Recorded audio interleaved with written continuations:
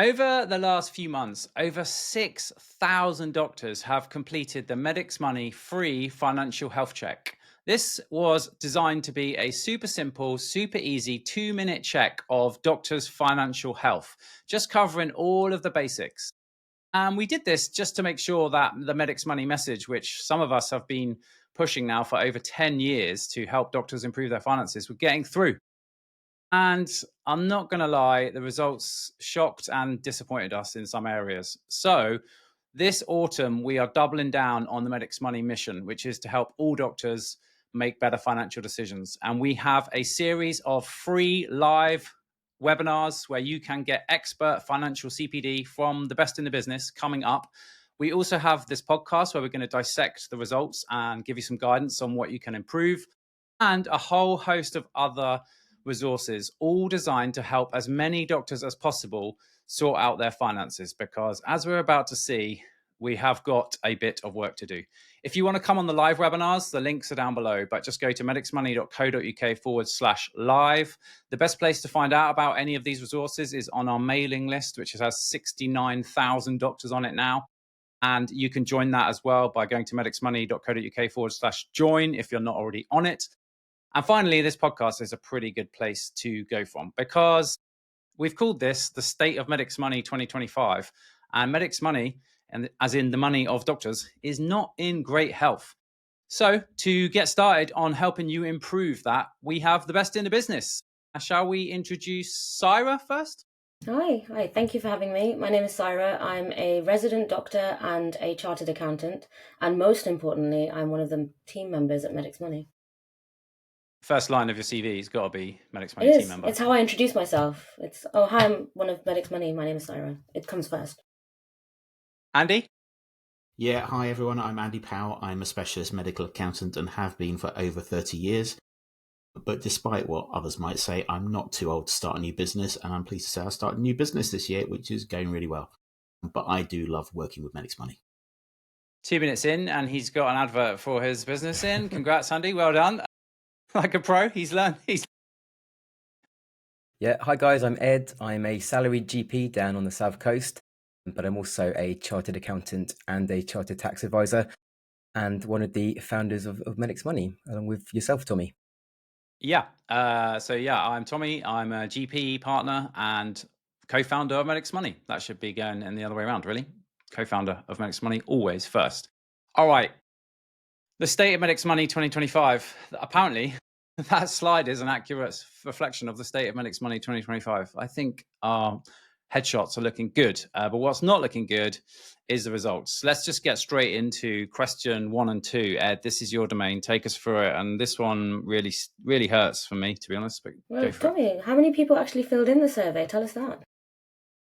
Yeah, over 6,000, which Phenomenal. is, it is. And anyone who's filled it in, thank you, because it is going to help us to help more doctors and target our resources. And also that's why we're running the biggest campaign of free live webinars we've ever done this autumn, which you can go to medicsmoney.co.uk/live and sign up for. We have ones for all doctors. We have some specific GP partners. But Ed, we've been plugging away at just, if there's just one thing you're going to do, it's just claim tax rebate, right? It's so simple. And it's not, it's not everything you need to do, but it's probably step number 1, you could argue. We have been banging on about this for absolutely ages. We've had your amazing free guide out in the wild now for nearly 8 years. It's so good that loads of people have imitated it. Most of them are inaccurate, but hey, that's not our problem, it's their problem, and also reflects how often these things change. But despite all of that, question number 1, take me through the results. I feel sad already. Yeah, absolutely. So the first question, so we asked a few questions about tax, because we know that tax is quite crucial to financial well-being, to make sure you're not overpaying your tax bills. And yeah, let's start with lost tax relief, because as Tommy said, unexpectedly, despite our efforts over the last sort of 8 years, many doctors are still not doing the basics and claiming the tax relief back on the many professional subscriptions that they pay to medical bodies such as the GMC or their Royal College. 26% of people reported that they hadn't claimed tax relief, which is going to mean that hundreds of thousands of pounds of tax is being lost We hear see people online saying that the amounts are trivial, it's not worth it. They say we sensationalize this. But in my first 5 years as a doctor, from FY1 to my GP registrar year, I personally reclaimed just under £2,000, which I personally don't think is trivial. And if you are in that 26% of people who haven't claimed your tax back on your subscriptions, please do go to our website and get our step-by-step guide to making a claim. It's completely free. It just guides you through what you need to do, because this is the real sort of basics of what you should be doing. You pay lots of money to the GMC, the Royal Colleges, if you're a member of the BMA, etc. You really should be getting the tax back on that. So definitely worth doing. And as Tommy said, we were quite surprised. We thought that we'd been banging this drum so long that, everyone would be doing this. But clearly there's a substantial minority who still aren't doing that. So definitely go and do that if you haven't done already. 1 in 4. It's worth noting and worth re-emphasising, this applies to all doctors. Okay, so even if you've just started your hospital career, this is something you can do in the first year of working. So it's not, don't wait till you're sort of, consultant level to do this. Do this throughout your career. Yeah, definitely. And if you're a nurse and you're thinking, oh, this podcast is all about doctors. No. If you go to medicsmoney.co.uk/nurses, we have a nurse-specific guide just for nurses, because there are some differences in what they can claim. So that's for nurses. 1 in 4 doctors not doing this. It blows my mind. I've no idea why. You are literally making charitable donations to HMRC by deliberately overpaying tax if you do not do this. We cannot make it any easier for you to do this than Ed's free guide. It's step by step. We've refined it over the years. 1 in 4 people not doing it. Shall we move on to the next question, Ed, which again is a little bit sad? Yeah, absolutely. Sorry, Ed, can I just add a quick thing in? So I am amongst a very diverse group of resident doctors. So the majority of my team at the moment are IMGs. And I talk to them about tax relief and whether they know. And there's a bit of confusion. This is not a generalization. This is just my observation that because of the work visas, there's a bit of confusion that they can't claim tax relief because it's a confusion that it might be a benefit because they're kind of confounding the two. So if you've got that confusion, then no, as an IMG, you can still, even if you're on a work visa, you can still claim tax relief for your professional expenses. It doesn't stop you from doing that, in case that's one of the things that might be stopping you. That's a really good point. Yeah, as long as you're a UK taxpayer, you should be able to claim the tax relief back on your employment expenses. So yeah, that's a really good point, Sarah. Definitely don't let that be a barrier to you. If you're paying tax in the UK and you're a IMG doctor, definitely claim that tax back. Okay. But yeah, the next question. So yeah, we asked people a question really around the concept of tax awareness, and a significant majority of respondents to our survey appear to indicate a lack of awareness regarding the tax implications of their income and the necessary steps to reduce their tax bills. So only 35% of people filling out that survey reported being confident about what tax allowances were available, which suggests, there's a gap in what we'd call financial literacy here concerning tax planning, tax steps, which probably isn't surprising given that we are, we're not taught about this as doctors. We're obviously taught about the clinical side of things. Nobody's teaching us about finances, but it's really important to be aware of all this sort of thing, because there are a number of allowances and reliefs that can help people to minimize their tax bills, from the rent of room relief, the dividend allowance, capital gains, annual inheritance tax, annual exemptions. There's lots of different things there. One of the key concepts that we talk about at MedicsMoney quite a bit, that it's important for all medics to know about, is that concept of marginal taxation and the various tax traps that any taxpayer can fall into that can then lead to quite high rates of marginal taxation. And we discussed quite a few ways in which you can try and avoid the trap. You can find, again, free resources, podcasts, blogs on our website. We talk about this quite a bit. It's definitely very important to be aware of the marginal tax trap and not fall into it at the very least. But there are a host of other tax allowances and reliefs that you can use to try and minimize your tax liabilities. So it's important to be aware of those. And it's clear from our survey that 2/3 of people aren't aware of those. Yeah. So on that note, let's go on to the final question that we asked about tax. And that was all about tax efficient investments.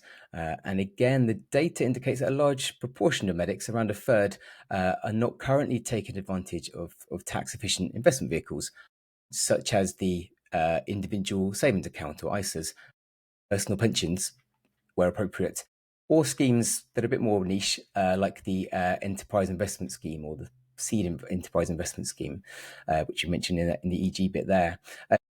That highlights an opportunity for people there, for improved financial planning to try and maximize their net income. In particular, if you're one of those people that aren't using your ISA allowance, which at the time of recording is £20,000 every tax year, that provides an opportunity to invest and not pay income tax or capital gains tax on any returns that you make in an ISA. So it's well worth doing to maximize your tax efficiency. Use those tax efficient wrappers like ISAs, because any income or capital gains tax, there won't be any tax to pay on anything that's inside that ISA. So quite clear that a large number of people aren't doing that. Definitely worth doing to try and protect yourself from some of those tax liabilities. Again, Yeah, definitely. Sorry, resident doctor perspective, when I'm talking to colleagues, especially younger colleagues about ISAs, they have this sort of notion that your money is locked away and that it's not easy access, and that's not necessarily the case at all. It entirely depends on the product that you have.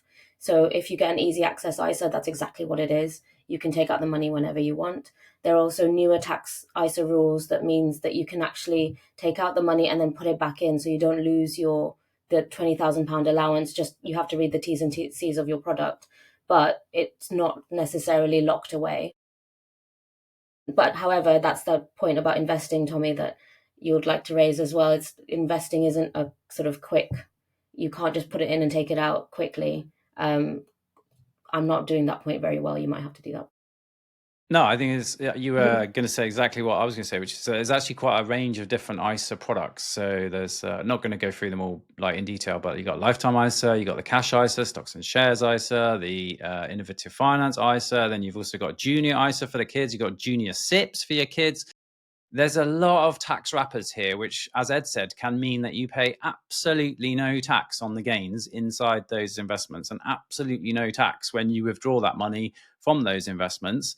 That is absolutely brilliant. And the fact that a third of doctors are not utilizing that suggests that we've got a lot of work to do just on the absolute basics. And yeah, like SEIS is definitely at the more complicated end of the spectrum. But again, a third of doctors not on this. It's concerning. And I guess that kind of leads us into investing if Ed is done. But okay, on to the next question, which is, do you regularly invest in stocks, shares, or funds? Yes, 43% of doctors do. And no, 57% of doctors do not. I mean, in some ways, I thought this was okay. 50% of doctors are investing. It's quite a broad spectrum of things there. And I'm not sure how those doctors are investing. But yeah, I mean, I guess the wider point is, why do you need to invest? And probably back in the day when you were a doctor, say 30 years ago, you had a gold-plated, am I going to say, final salary pension scheme. And doctors were paid historically up to 30% more than they are now. And so you probably didn't really need to worry about much of this stuff. But the game has massively changed. We've got doctors having savage real-term pay cuts still. And at the time of recording, no sign of that being resolved. And so why do we need to invest? Well, there's lots of different reasons, but the primary reason from my mind is that cash is not an investment. So historically speaking, money in the bank has lost value significantly in the long term, thanks to inflation.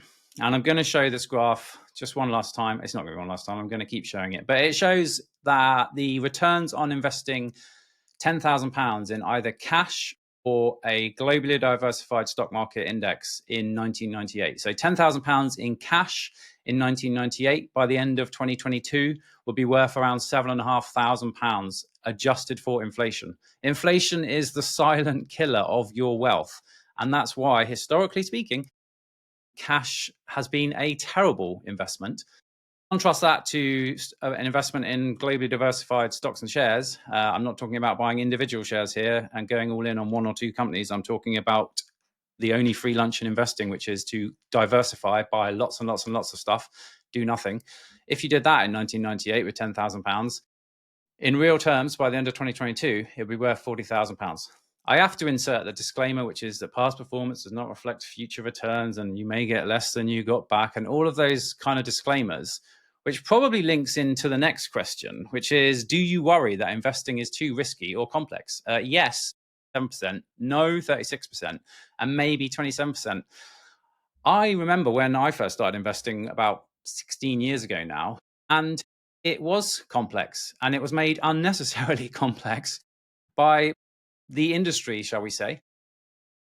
And it did feel risky. It felt like I was literally gambling, but I was desperate and broke. So I felt like I had to take the gamble. Ultimately, if you do it right and understand it, or take proper advice from an independent financial advisor, then investing does not have to be risky. And I would argue, if we look at that graph of the returns of cash versus investing, that not investing is risky. And I know that there's been some incentives recently from the government to try to demystify and de-risk investing. Let's see what happens with those. But I think we've got a lot of work to do there. And if you just take one thing home from this, is that historically, cash has been a terrible investment in the bank.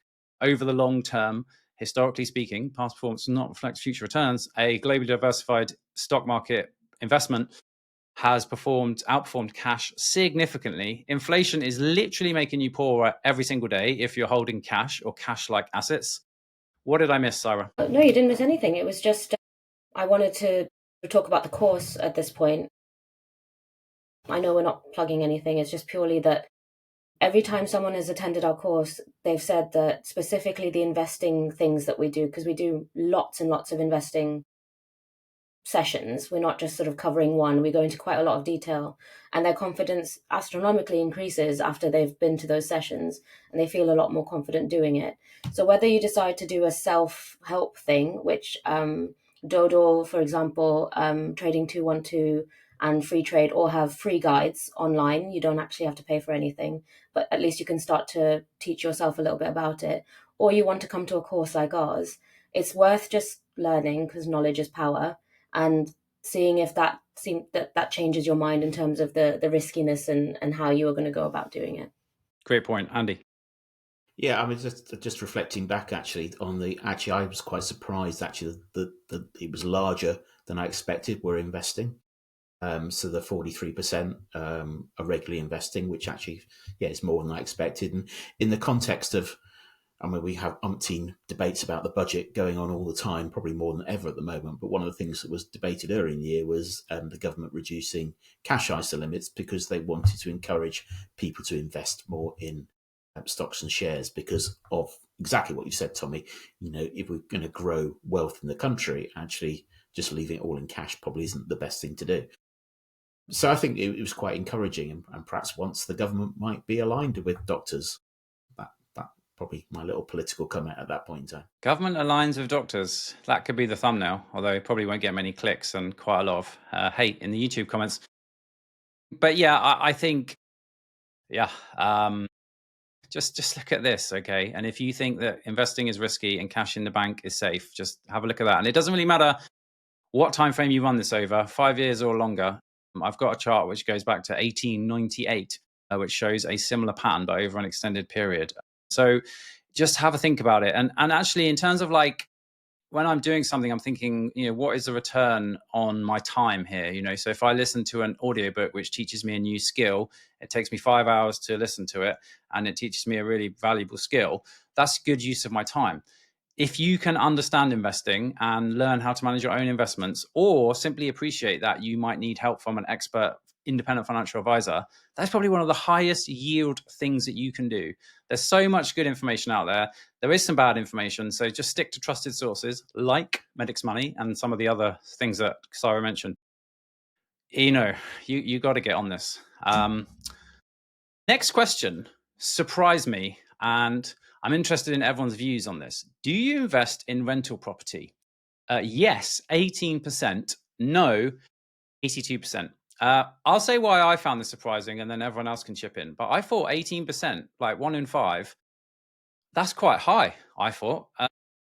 And we talked about investing in property a lot. Me and Ed did a podcast about 3 years ago comparing like the best side hustles for property for doctors. And we talked about property and we said, look, it's got some pros, but it's also got some cons. And the cons are the tax situation is becoming less and less favorable. And that's continued to be the case. You also need a large amount of capital. Like I could start investing in stocks and shares ISA with like £25 tomorrow. If I want to buy a house or rental property, I'm going to need to put some money down. I know there's these no money down things, but come on, we all know about that. But 18% of doctors are investing in rental property. Discuss. I thought that was incredibly high.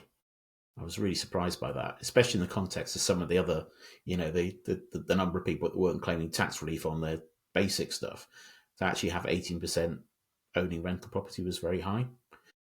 Maybe a reflection. I think probably the last two slides, so higher than probably investing in stocks and shares on a regular basis, higher investing property, maybe a reflection in that people are looking beyond medicine as a way of topping up their income, and particularly a way of saving, and particularly a way of retiring early with the changes in the pension schemes. So I think it's quite encouraging that people are looking to diversify. Yeah, I agree. Again, you guys, I think 18% was definitely higher than I was expecting. As you say, Tommy, the tax situation is particularly tricky at the moment and getting worse. And there's lots of speculation, which I won't go into, but about the next budget, about what they're going to do with property and potentially national insurance and rental income and all these things that who knows what actually will happen. But yeah, I think, and I guess property, although there's lots of downsides to it, I guess if people are worried about the riskiness of investing, property is seen generally as a little bit less risky in some ways. So that might tie into the previous question that we talked about. But yeah, I mean, 18% of our survey investing in property, that's definitely way more than I was expecting. And that last point is often given, I think my cards are on the table with property investing in that I was an accidental landlord. It was financially terrible. I do own some commercial property, which is financially okay. But people say they like investing in property because they can see it and it feels safe.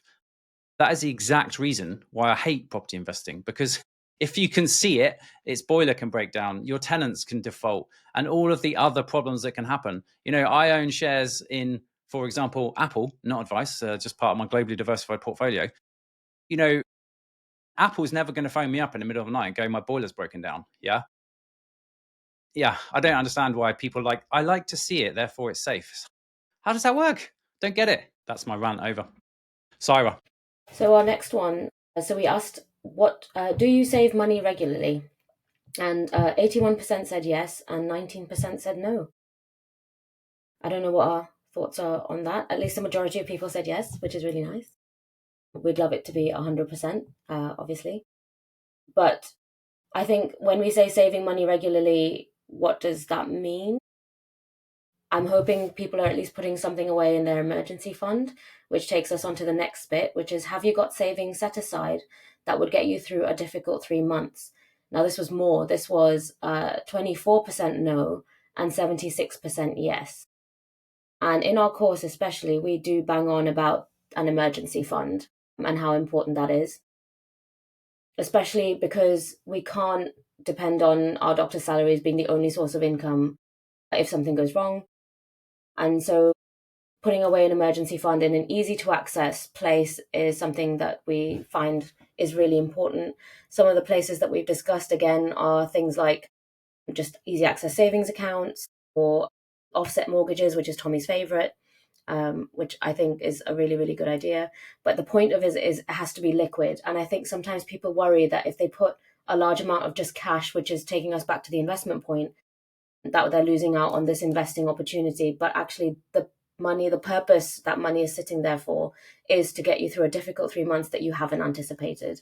And so actually having an emergency fund is really, really important when you're considering your overall financial health. Absolutely. I think there's a few questions that link to this later on, which reflect the kind of state of Medics finances in 2025. But 1 in 5 not saving regularly, and a quarter don't have enough money to get through the next 3 months. Yeah, if people thought that medicine was well paid and doctors were rich in 2025, here's a good chart to slowly read and digest, because I think that quarter and that fifth in that fifth and quarter, I think there are some people really struggling, which is really, really sad. But that is why we're here, to try to help those people, which moves on to the next slide. Syra. Do you have a monthly budget is the next question. I'm really sorry. I'm going to jump back to the last point just very quickly. Recently had a colleague who basically, we've just started our new jobs. It's August, it's changeover period, and payroll is inundated. And she got paid £300 in August because of errors to do with payroll, which means she didn't have enough money to meet her rental costs and her living costs, but she didn't have the backup that she needed to cover those. So it was a mad scramble of trying to get some cushion in there. And she ended up borrowing money from her family to do that. So it's not just sort of something terrible is going to happen and therefore you can't work and that's why you can't have the safety net. It's something as simple as payroll getting your pay wrong, and then that's it. You've not been able to meet your obligations for the month, which is why this emergency fund is so important. I also don't know why, if you're watching, my room is gradually getting darker and darker and it just feels very ominous right now. The weather's not that bad. Summer is over, but not to the degree that it is. You've moved house, Syra, so we know that the weather out east at the moment is not as good as the weather down south. Yeah. So that was a point about why emergency funds are important. They're not just for big life events or big horrible things that may happen to you. Minor things like payroll. It's not even minor. Payroll getting stuff wrong and then it takes forever to fix. Okay, so the next question is, do you have a monthly budget? And this was slightly less close than Brexit. So yes, 45%, and no, 55%. So well done. Yes, 45% of you, brilliant. And 55%, what are we doing instead of having a monthly budget? It would be really useful to understand. I think maybe we can add a question in our next survey to understand that. But why is budgeting important? And I know budgeting, if you hear the word, you might shut down, your eyes might roll to the back of your head, and you might not want to hear about this. But actually having a monthly budget is how you're going to be able to maximize your investing and your saving. Because if you know how much you've got to spend and you know how much money you're getting in, then you know what you can comfortably afford to put away on a regular basis. So without budgeting, this is just a generalization here, but you might be going, okay, money's coming in, I'll pay my obligations, and then I'll do all the fun stuff that I want. And then whatever's left over, brilliant, I'll put that in an easy access savings account if you're one of the 4 in 5 who actually did put some savings away. However, on our course, we actually teach you how to do budgeting so that you meet your obligations, you then meet your savings goals, and then you have everything else to have fun with. And actually doing it that way means that it's less stressful. You're more likely to go from month to month being more comfortable with what you're doing. And you're also maximizing how affordably you can invest and save. All very, very important when it comes to your financial mental health. So please do have a look at budgeting, find a way that works for you. There's loads of stuff online about, one of the rules is, for example, 50-30-20, which is 50% needs, 30% wants, and 20% savings, which is awful. But not every model is going to work personally for you, which is why having a personal budget, which is how we teach you to do that on the course, is really, really important, especially because our needs have definitely taken up a larger proportion of our take-home pay than they used to previously. And then that takes me to the next question is, do you sometimes impulse buy while shopping and later regret it? And I thought that was a really good question to put in there, because mine would be yes to everything. And I'm terrible for this. Aldi middle aisle is my nemesis and best friend. So I can't believe 59% of people answered no to never impulse That is a lie. buying. That is Maybe they don't regret it, Andy. The question says, do you sometimes impulse buy and regret it? But so maybe they don't regret it. Surely in life you thought, I shouldn't have done that. That's the shirt for me. I need to wear it and get home and think, no, maybe not. Yeah. So 41% said yes, 59% said no. 59% of you are, I don't know how you're doing this, but you need to teach me a few things. And so the thing about impulse shopping and later regretting it and going back to the budgeting thing is that we teach you on the course how to do these little simple tricks. There are these mental tricks that we teach you on how to reduce impulse buying and then be able to actually include fun things in your budget. When we say budget, we don't mean stop having fun and life sucks. We mean knowing what you're doing, why you're doing it, being more mindful about how you spend your money and what value that brings back to you. And that's what we go over in the course. So yeah, 41% of you, I totally relate. I'm terrible for this as well, especially because commercially and marketing is just geared towards people who will impulse buy. And then because we're taught that we need to have this thing to be successful or liked. And that's what we go over in the course as well, the difference between an abundance mindset and a scarcity mindset. And all of these things are linked together. So if you're one of those people who said, yes, 41%, thank you for being honest, because Andy's suggesting that 59% may have been lying. But we can do better, I think, for sure. Yeah, and I think that I'm in the yes category here, by the way. And I think that impulsive buying, also like any impulsive financial decision, is usually a bad one. Okay, so we've got to try to stop you from making impulsive financial decisions, and that is just you can do that by understanding that, by learning how to control your own behavior, by putting in systems and processes, just like running a business, so that you can stop doing these financially impulsive decisions. Because if you get stuck into the Audi middle aisle, it might sting you for like 15 quid for something that you didn't need. But if you start making impulsive investing decisions, or impulsive pension decisions, or impulsive long-term financial decisions, that is not going to be good. So I think that if you know that you have an impulsive personality, that's me, you need to really double down on how you're going to protect your financial performance long term from that. Be aware of those limitations that you have and design systems and processes to prevent it. So yes, I sometimes impulse buy while shopping and sometimes later regret it. I have not made an impulsive investing decision for absolutely years, and as a result, things are going well. I've not made an impulsive pension decision for absolutely years. So we've got to be aware of these impulsive decisions. And this slide is really old now. It's one of the first slides that me and Ed ever made. But it just reinforces how small amounts of spending really add up. Okay, so it's the £139,000 lunch. Could you be spending £139,000 on lunch?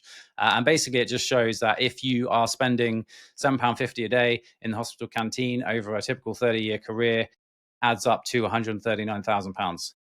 Only adds up to £139,000 if you take the £59,000 of cash that it saves you and realize the opportunity cost of that by investing it sensibly.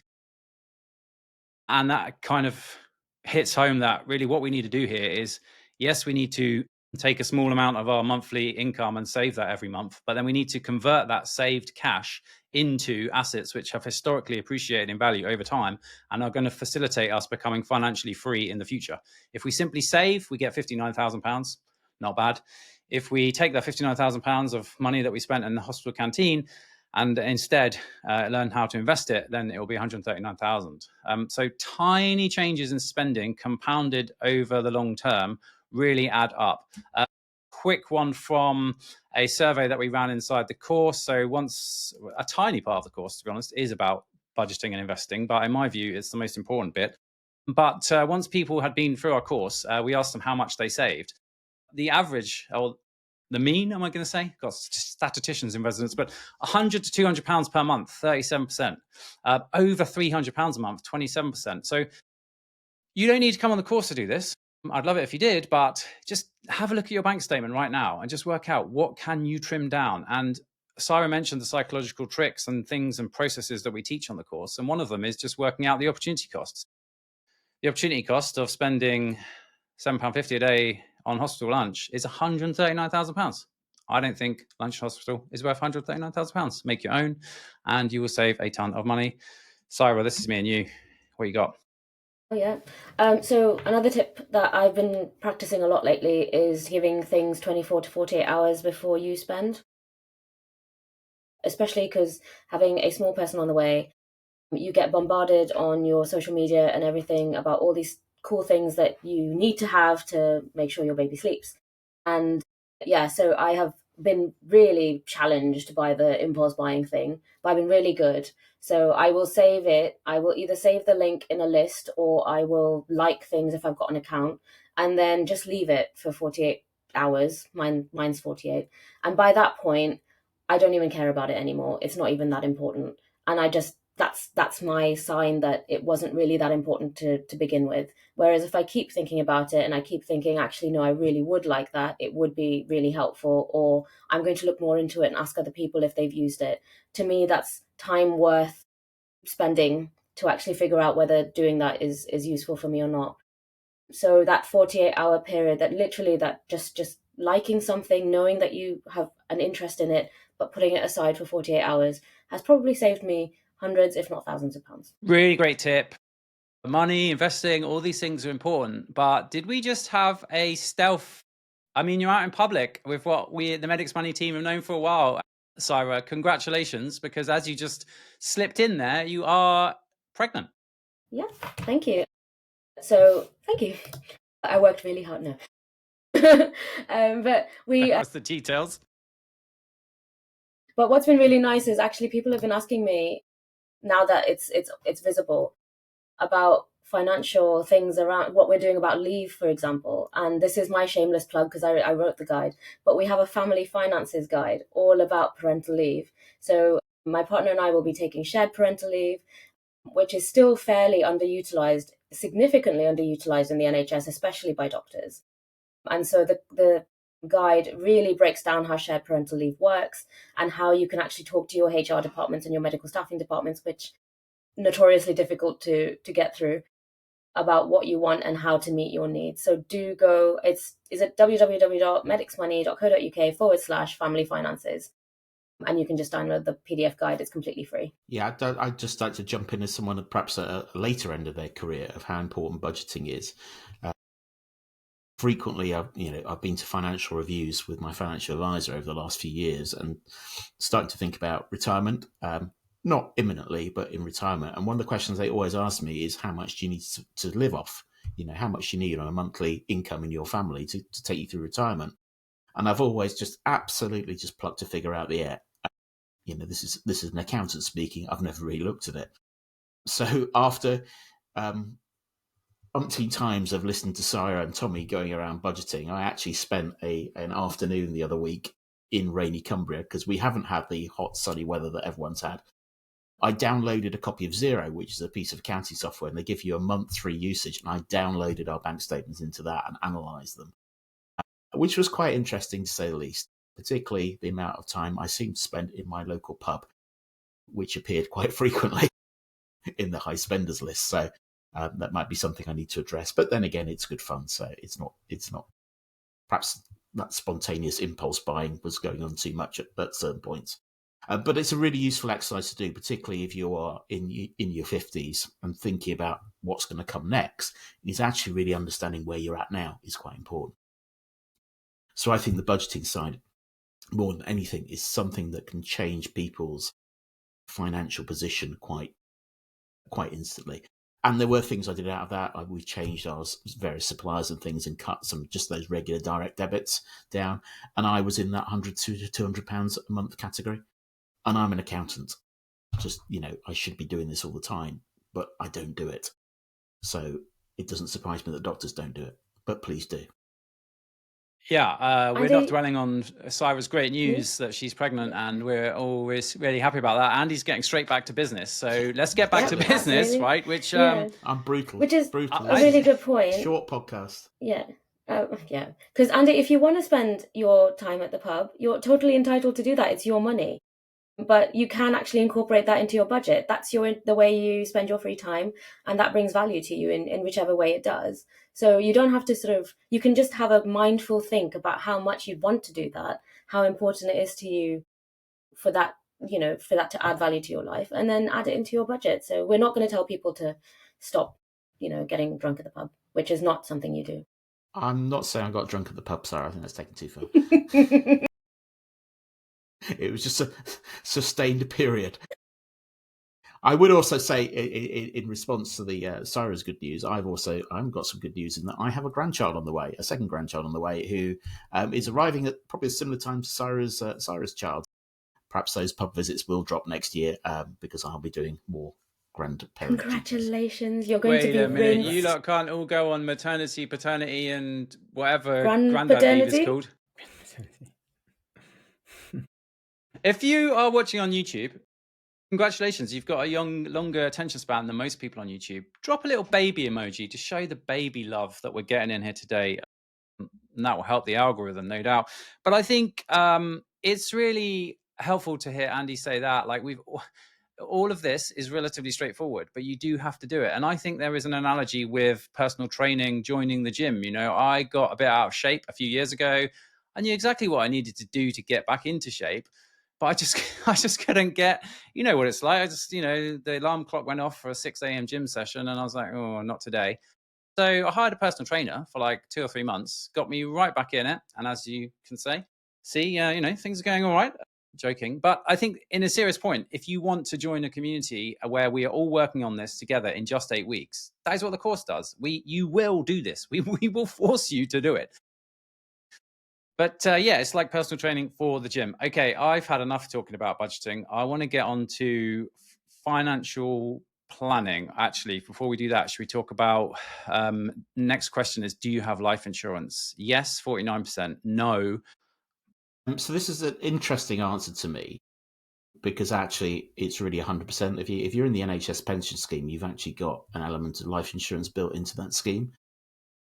And I think it shows to me that there is still probably quite a lot of misunderstanding of the pension benefits that come with the NHS pension scheme in that answer.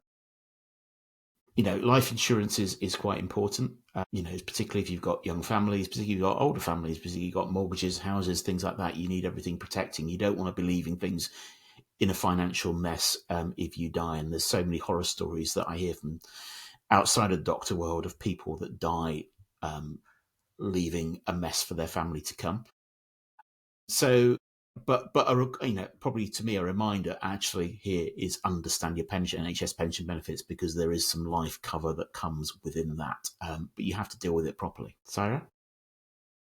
Thank you. And the other point is, I think people, and obviously being a resident doctor, I speak to people who are very early on in their career, and their perspective, again, a generalization is that, well, I don't have those obligations. I don't have a mortgage. I don't have a house. I don't have children. Why should I bother getting life insurance? And then we'll come to the next question about income protection insurance and all the other insurances that exist. Some even say I'm going to opt out of the NHS pension because just the idea of a pension is so far away and so far removed from their reality at the moment that the implications of that decision don't really fully sit. But the important thing about these insurances is that the earlier you arrange them, the cheaper they are. And that's something we really, even if you don't see yourself buying a house, even if you don't see yourself having a family, actually, these insurances are very important as you go through life and your obligations will increase. But it's really hard to get insurances as you get comorbidities added to your past medical history, as you age, as you gain sort of injuries, and then you've done claims before. All of those things can not only increase your premium, but they could actually stop you from actually getting insurance when you genuinely need it. So the best time to do it is when you're in the best, position in your life, which is fewest comorbidities and as young as you possibly can be.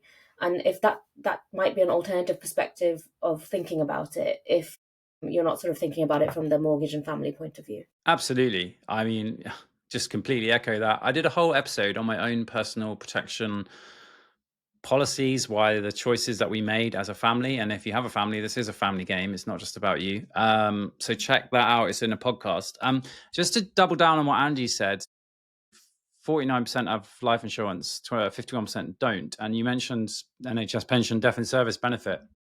It's also really important to learn about the NHS pension and realize what you get if you die, and because there are lots of benefits to it. But specifically, if you die, you get 2 times your pensionable income as a lump sum. Broadly speaking, I can see Andy twitching here, so I'm just generalizing.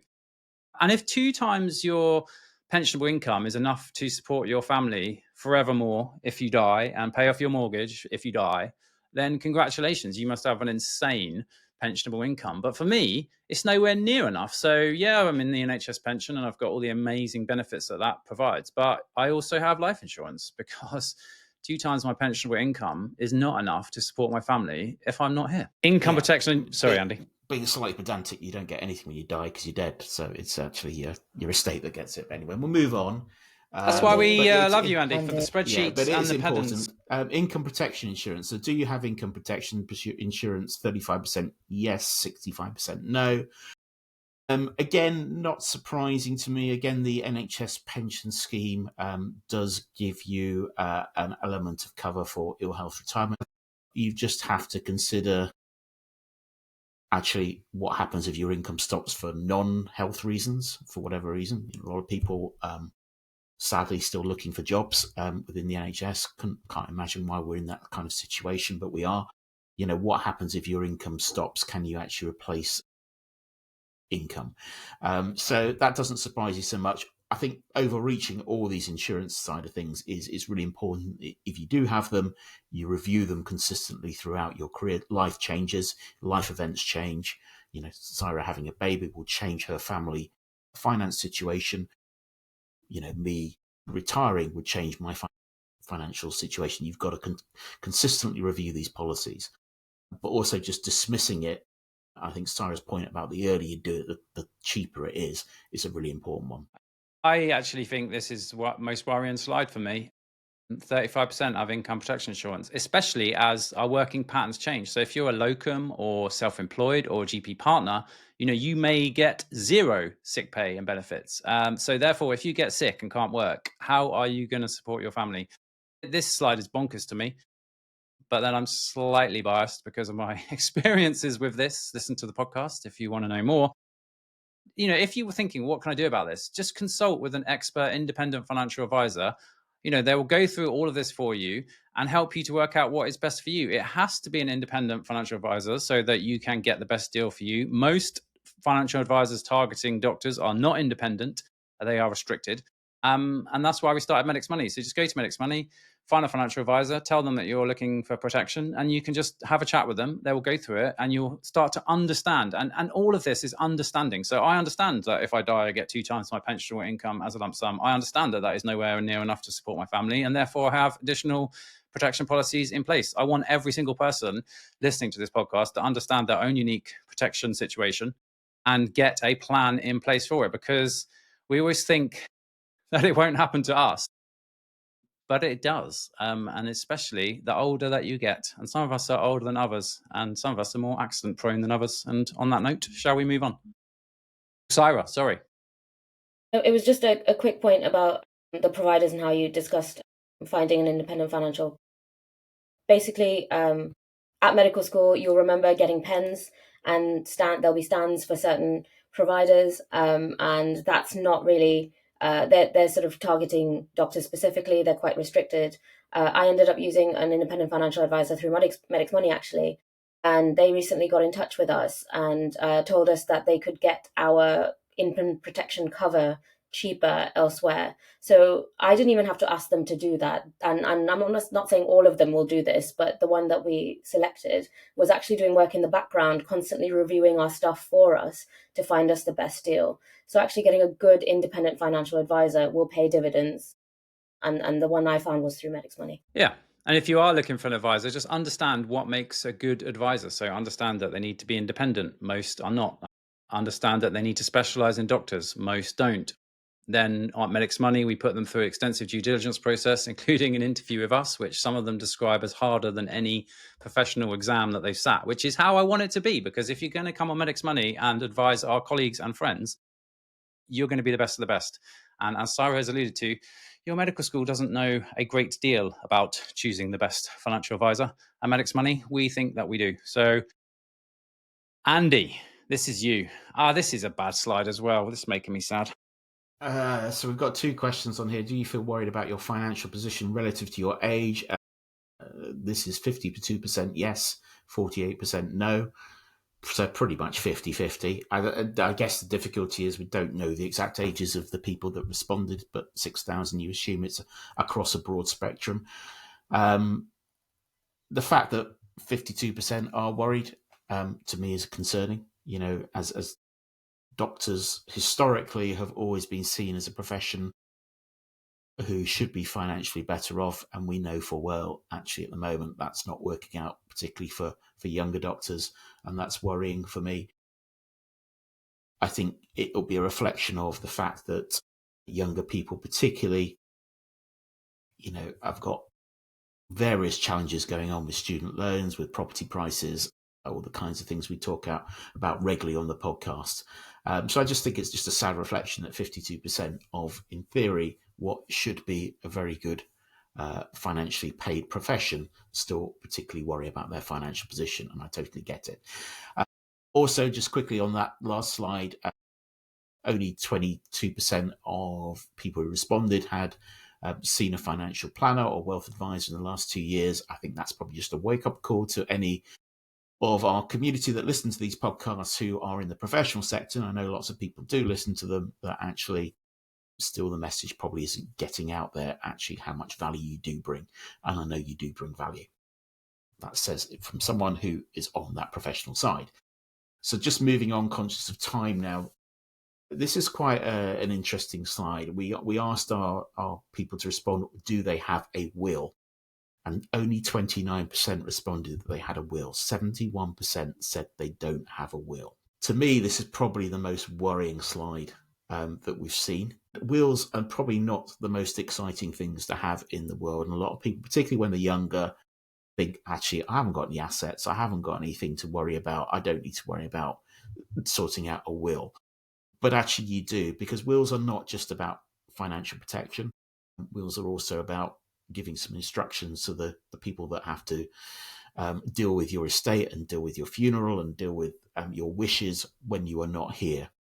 So even if you don't think you've got, huge amounts of assets, actually you probably do, because there's a bit of life benefit, life cover that comes through the NHS scheme. It is probably, essential that you consider having a will. Now, wills can be extremely basic. You don't have to be particularly complicated at the bottom end, but as you go through life and start having children and mortgages and partners and grandchildren, and you grow your wealth, it becomes particularly essential around tax planning as well. So lots of reasons to have a will, and I think only 29% only having one at the moment is probably quite worrying to me. Yep. This was me until about 6 years ago with no will. And you can do it yourself. You can use the free will services that are around. I've no idea of the quality of those, but maybe for a really simple situation, they could be good. But if you want to use the people that I used, then go to medicsmoney.co.uk/wills, and it explains a bit more detail about what happens if you haven't got a will, why you need a will, and how to go about it. I did it all online. It was super simple, and there is a discount code in there at medicsmoney.co.uk/wills. Okay, we are coming up to time here. Last two slides. Do you keep your financial records organized in a well-organized way? Yes, 46%. No, 54%. This is just basic stuff, okay? So if you're not sure how to organize this and what you need to do, come to our free webinars in September, okay? medicsmoney.co.uk/live. And we will show you how to just get started, how to do this. This, again, is not complicated. You just need to keep a few key documents and important bits of paper. And this is really, really basic stuff that everybody needs to be doing. Do you consider yourself to be organized when it comes to managing your finances? Yes, 57%. No, 43%. Again, if you don't feel like you're organized and you want some help, come to our free webinars, medicsmoney.co.uk/live. Listen to the podcast. Check out all the links in the show notes. I have a meeting in 3 minutes' time. Does anyone have anything else that we need to sum up? I just wanted to say quickly as well that, MedicsMoney has helped thousands of doctors now, which is amazing. And that's because people like you who listen to this, forward it on to their mates, talked about it at handover, talked about it in the mess, if the mess even still exists. So thank you, everyone that's sharing. But the one thing I'm taking away from this is that we have a lot more work to do, team, to reach all of those doctors. And maybe we need to think about it a bit more deeply to see how we can reach, because we're not reaching everybody and we're not helping everyone, which is making me a little bit sad. Yeah, I mean, when I saw the survey and actually just saw the sheer numbers of people that responded, so, I Amazing. can't recall ever a survey of this kind of topic where you've got 6,000 responses coming in. So yeah, thank you to everyone that's filled it in, and please continue to fill it in because we'll continue to monitor it. Yeah, there are lots of messages coming out here in that, not everyone is on top of their finances. Now, your doctors, you're not always going to be, but you have to take some control over your finances. Ultimately, the destiny you get, in terms of when you want to retire, actually how you want to grow your wealth, etc., is partly down to you and your actions. There's some bits you can't control, but the bits you can control, you do need to take some action on. Yeah, Tommy, you're right. There's lots of things we need to go back over, but wealth of material already out there on our podcasts, our YouTubes, on our websites, like Sarah mentioned, the Family Guide. Ed's tax guide is really, really good. It takes you through step by step how to claim those subscriptions. So do look at those free resources and tap into them. Awesome. Links in the show notes. Thank you so much for listening, watching. Thank you to everyone who's ever shared this. We are doubling down this autumn with the largest free webinar campaign that we've ever done. So go check it out, medicsmoney.co.uk/live. I really got to shoot, guys. Sorry about that. See you soon. Thanks, guys. Bye.